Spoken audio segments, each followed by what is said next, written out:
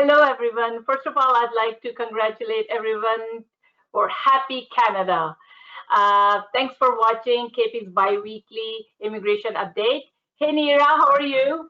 I'm good, Yasmin. How are you doing? Good. Enjoying the summer so far? Enjoying the summer. It's been actually pretty better out here on the West Coast, Yeah, it minus the was. rain here and there. What about Yeah. you? Oh, it was pretty sunny this morning, and all of a sudden we had a little rain. But now it's very fresh and beautiful, summery. Okay. So again, we are back at KPIC's bi-weekly immigration update. And so we don't have a whole lot of new news this week.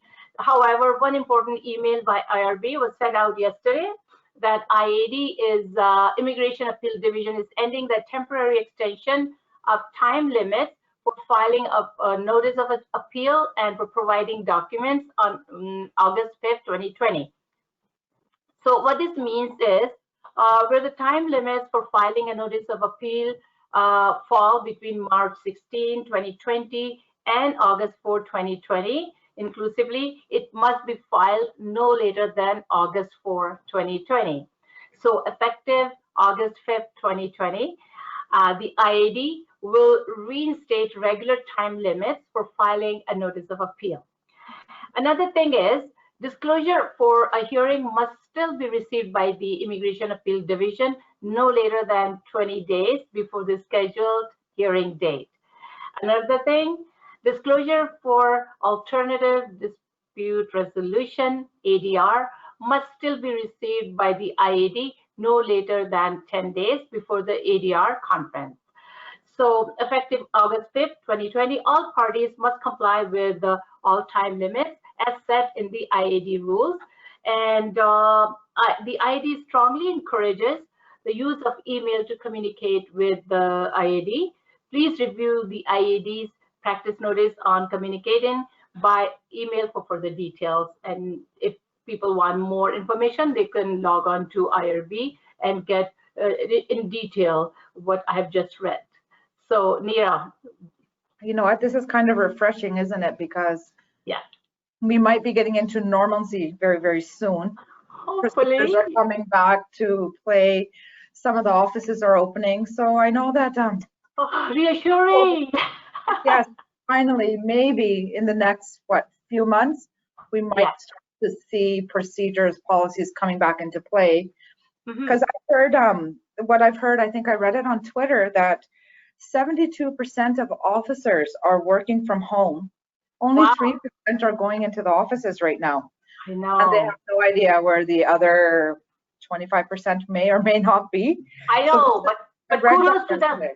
Kudos to them Yeah, because we are getting our applications approved, and hats off to them who are working yeah, under these circumstances. Yes. and they are working. But I think I'm finding the delay still in acknowledgement of paper applications.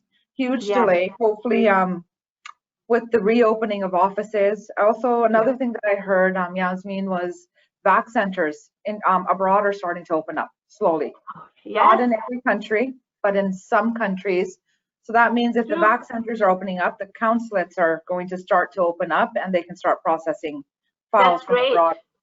That's Yeah. great. And so, Neera, what about LMIA? You said there were some information from Service Canada about Yeah, so LMIA? our office has been getting emails for every LMIA application that we have submitted Mm-hmm. that, number one, do you wish to withdraw? Due to all, maybe you've hired somebody, there's been a change in business.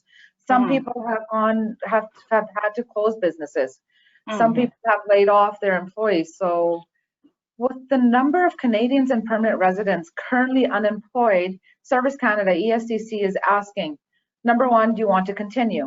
If you Mm-hmm. want to continue, we have amended the medium wage rate as Mm-hmm. of May 1st. So are you willing to pay the higher wage to the temporary foreign worker that's coming in?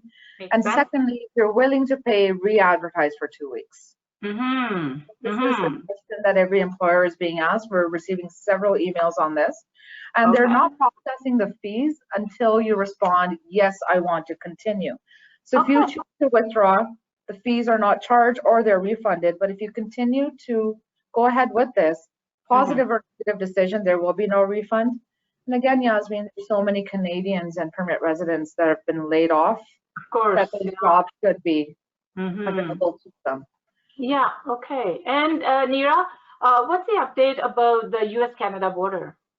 I think currently still closed. It's still essentials and discretionary travel. But what I've been hearing from clients, from colleagues, from family, that if you have proper documentation in place, it's visa officer to visa officer. They may let you in.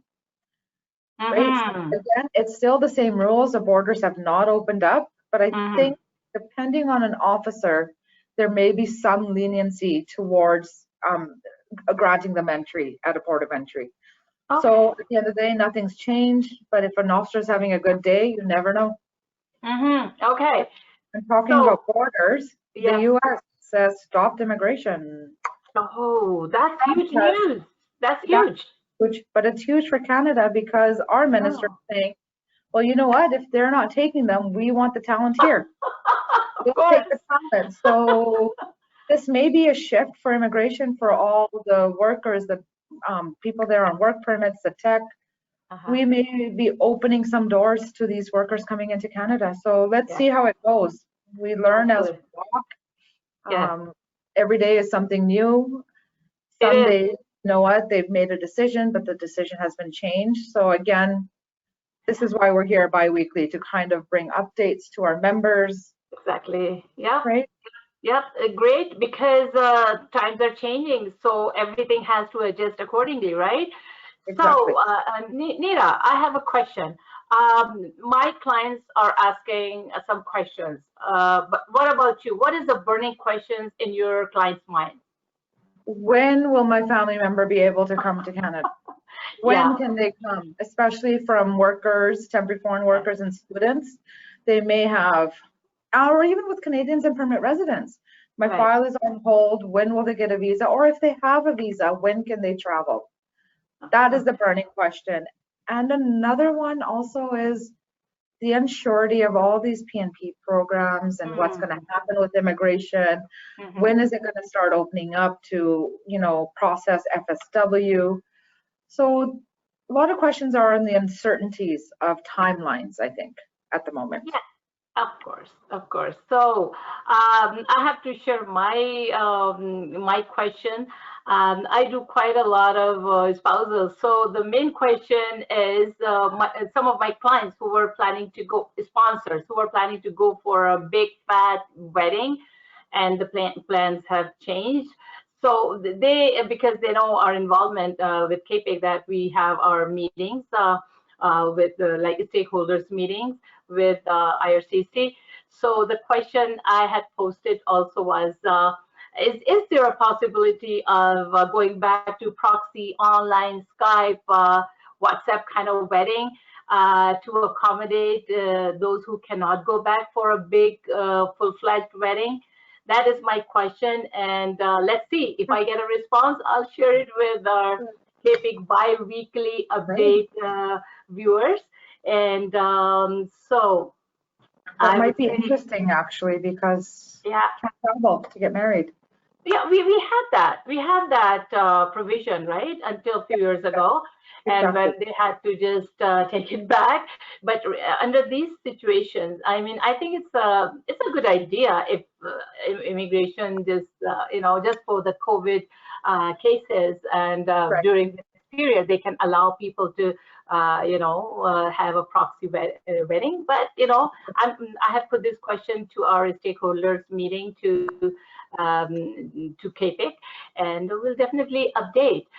So, Neera, we have to ask our viewers to watch and subscribe to our YouTube KPIC bi-weekly update to get the most up-to-date information that we have. Okay. So don't forget to subscribe, you guys, to our YouTube channel. Yes. And you have anything else, Neera? I don't. I want to thank everybody for always being here, and I want to thank KPIC and all its employees, and of course all our volunteers that are here weekly or bi-weekly, trying to bring these updates, trying to keep current in these times. So again, thank you to the viewers for listening, and thank you, KPIC, for providing us a platform to present this information. Thank you, and see you next week. Bye-bye. Bye, guys.